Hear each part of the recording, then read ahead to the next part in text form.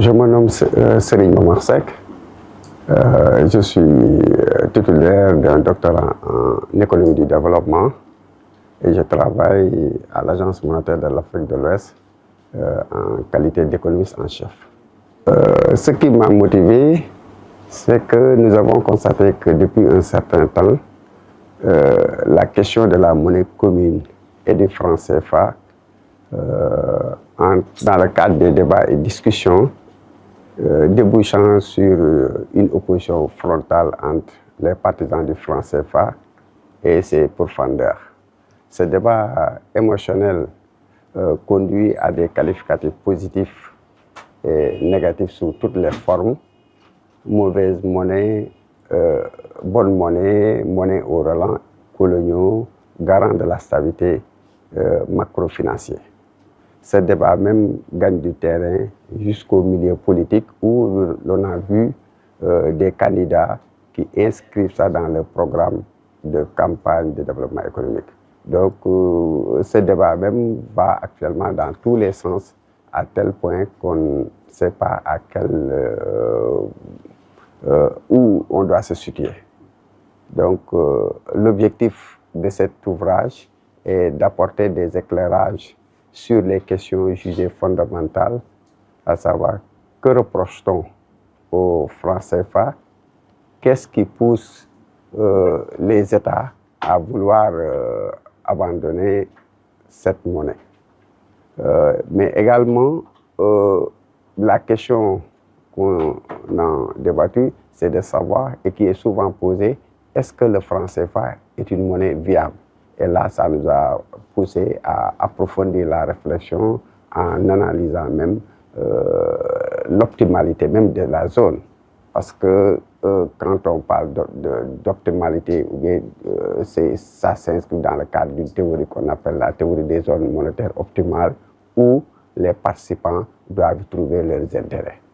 Donc, pour répondre à ces différentes questions que je viens de citer, le livre propose même des scénarios qui peuvent servir de guide au public, aux universitaires, mais surtout aux autorités pour pouvoir faire un choix cohérent.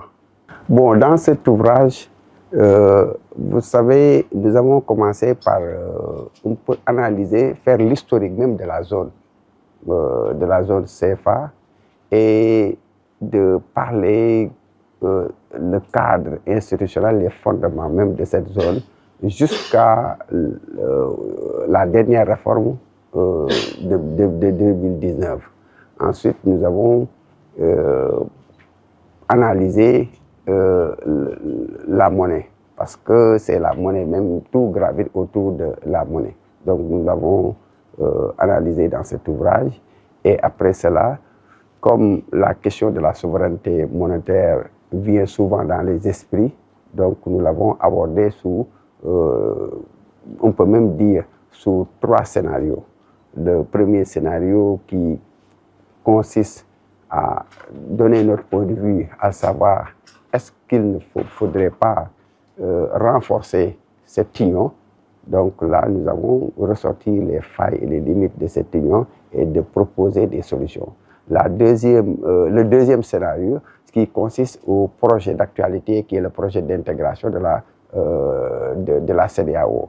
Et tout le monde en parle, et c'est un projet qui consiste à non seulement à prendre en compte les 8 pays de l'UEMOA, mais également les autres pays non membres de l'UEMOA, mais qui sont membres de la CEDEAO, avec une monnaie qu'on appelle l'ECO, que tout le monde le connaît, mais également avec une nouvelle banque centrale qui va évoluer sous un système fédéral, mais également avec un régime de change qui sera différent du régime de change que nous connaissons dans la zone UEMOA, qui est un régime de change fixe, mais le régime de change de la CEDEAO, ça va être un régime de change flexible.